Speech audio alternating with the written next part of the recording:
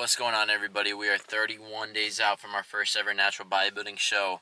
Time has definitely passed, and it feels like it's forever just because we started this in November. So, about 5 to 6 months, that's almost half of a year for prepping and just doing the same thing over and over and over again. No, we've had some cheat meals, but we can't just eat whatever we want. And we've been doing cardio 6 times a week, maybe like 5 to 6. I would say not less than 5, literally every single week until now, and we're still doing it until show day. And it has its benefits. Don't get me wrong. Do your cardio if you want to, look lean, be shredded. But it is, bro. I despise cardio after this prep. I'm being straight up, bro.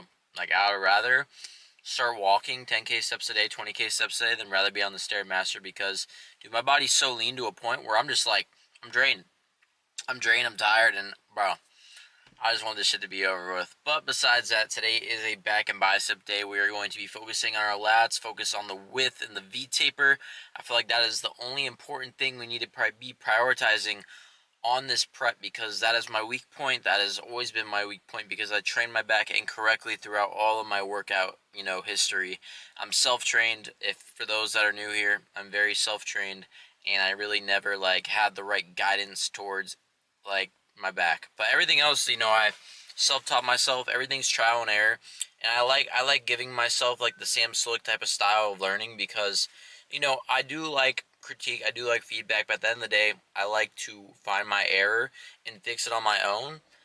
And that's the best thing about going to the gym because you can figure out all your weaknesses and find a solution towards that, and you keep finding solutions until you find that perfect one. You know what I mean? If that makes any total sense whatsoever. But 31 days out, 5 to 6 months of prep, bro. It's kind of crazy.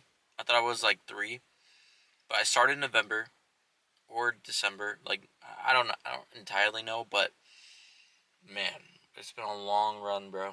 And it continues to just keep going because we're not even close to done.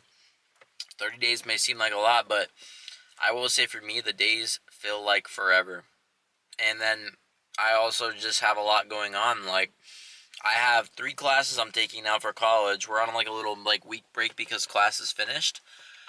And I was taking 2 classes, and now I'm taking 3. So it's just gonna get harder from here. Sorry the music isn't playing. I had my car off. I was just been car rotting, bed rotting, whatever you want to call it.